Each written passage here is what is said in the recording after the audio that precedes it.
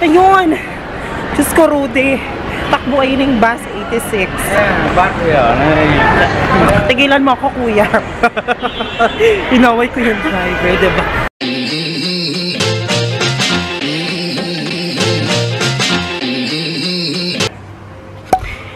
Hello guys! Good morning and welcome back to my channel. This is on your mom, Lakwacherong Sadie and she eat here in Thailand. So ayun na nga mga moms, no, kagigising lang namin and I'm with my friend. Hi Mars! Ayan, so what day ka?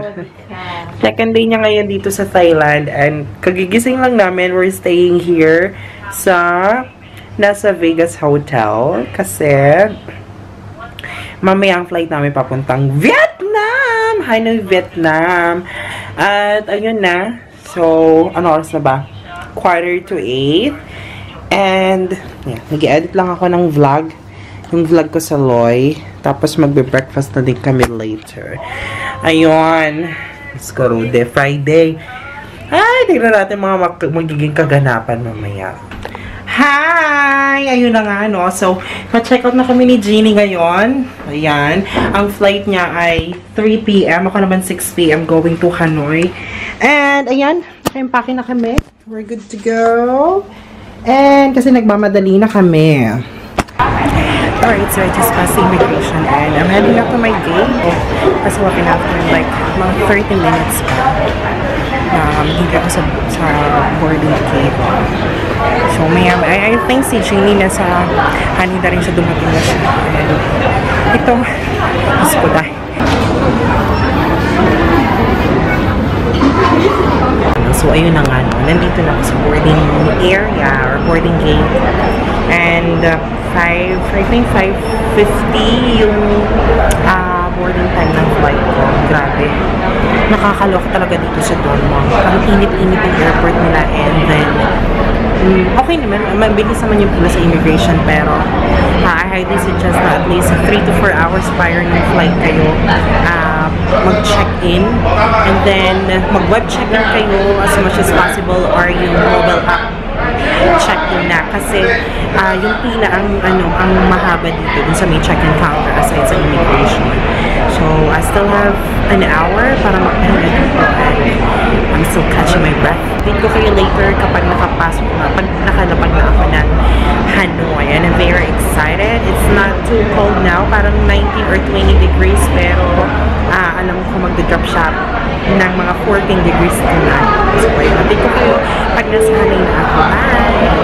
Hello guys! May newfound friend tayo na subscriber din. Parang dito sa isang video ko. Ayan. Your name? Patrick Torres. Patrick Torres. Kaya subscribe kayo sa channel. Ganun. Kasi nakita ko yung ano niya, yung video na before, yung teaching in Thailand. So yan, so kulang. Pero familiar siya nung bumaba ako sa gate ko. Sabi ko, may packet pala ako, tapos pababa siya. O kasi may naghanap ako ng charging station. Right. So yung pagkakita ko, sabi familiar siya, pero hindi ko maalala kung saan kayo. Nung paglabas niya dito, sabi ko, taga Pilipinas ka. Kasi parang in-confirm ko, gusto mo i-confirm ngayon. Ayan, subscribe kayo sa kanyang channel, bago pa lang yun. So tulungan natin siya. And nakakatuwa kasi same flight kami, papunta rin siya ng Hanoi. So, tingnan natin kung ano magiging ganap. Bye! Just ko, Rude. 6:25 na. So, delay yung flight namin until 7:30 late arrival daw ng today. Nakakaloka. So, kawawa naman yung kasama ko na nasa Hanoi na. Hello. Ayun o. So, boarding na. Pero nag-i-edit pa din tayo ng video. Ayan. Finally, boarding na kami. Adjust na lang.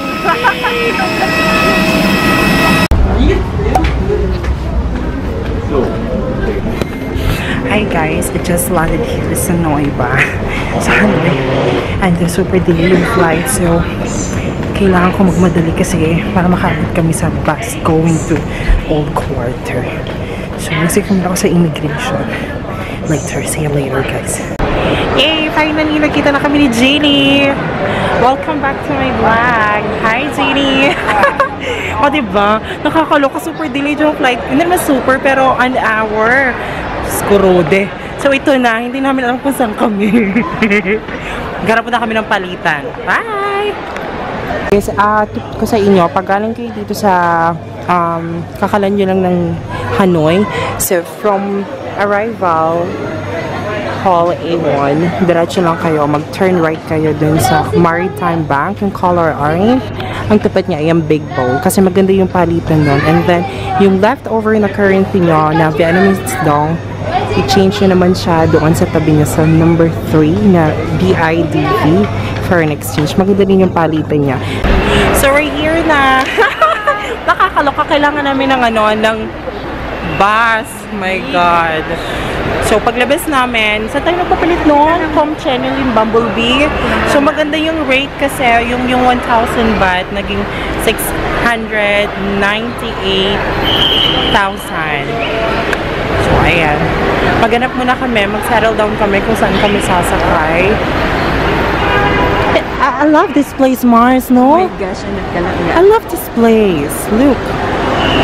So, paglabas yun ng airport, turn left lang kayo, papunta dito sa may, kasi car park yung nandoon car park yung nandoon, and then yung bus stop going to Old Quartel, dun sa kabila. So, tawid tayo. Let's go. Ayan! O, diba? Naglakad.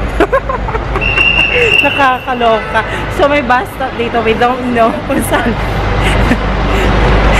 Sorry sa bera ko Nagpapasatay ako, guys. Sabi ko may chai. Teka. Hindi kaya doon. Betche. Teka lang hanapin lang namin. So, nagdesisyon po kami, no? Nagdesisyon kami na hintayin muna namin dumating yung bus 86 na going to Old Quartel. Kasi 35,000 lang, Mars, no? 35,000 kung magbabas kami. Pero kung mag-grab kami, almost 265,000. Siyempre, vegetarian tayo, di ba, Mars? Hintayin natin ang bus, di ba, tita? Makatingin si tita, Baka makaligtaan natin.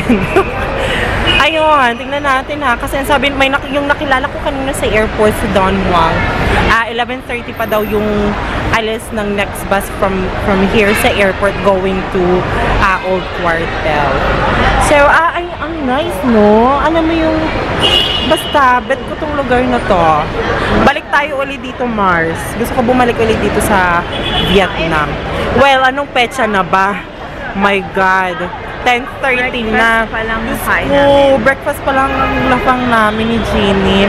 Well, ganyan talaga pag nagbabiyahe. Tiis ganda, diba? Para tipid-tipid. Pero siguro hanap kami ng pwedeng kainan. Hindi ko kayo later pag dumating na yung bus. So, ayun na. Nakita ko na yung bus 86.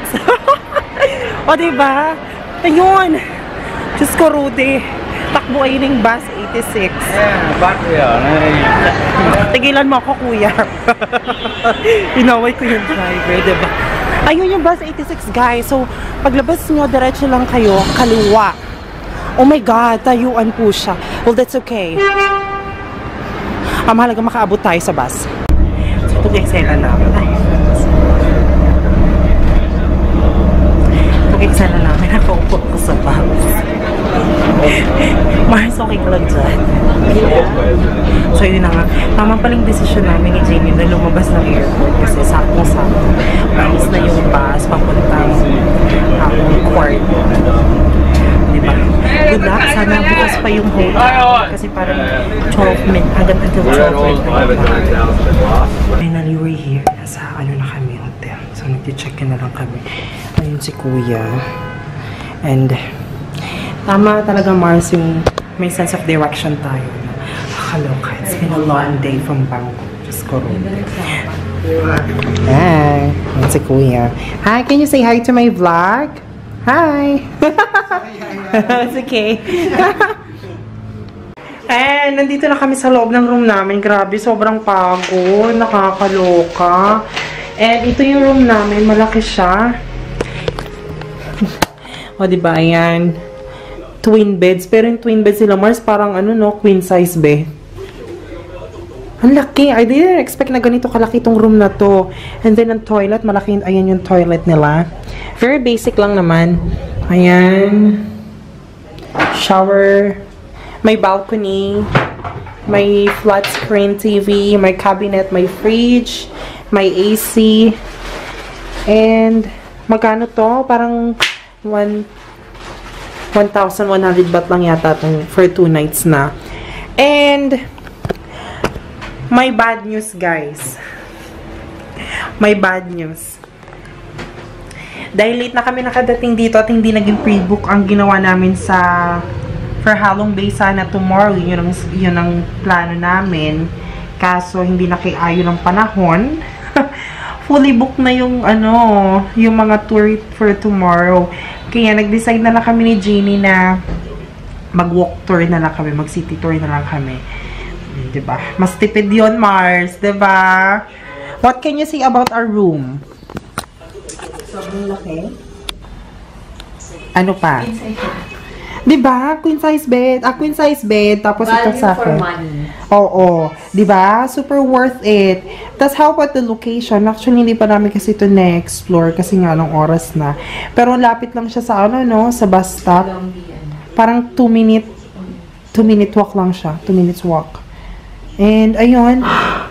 So, ayan, nag-grocery kami sa baba. Bread, noodles na lang. Bawi na lang kami tomorrow morning.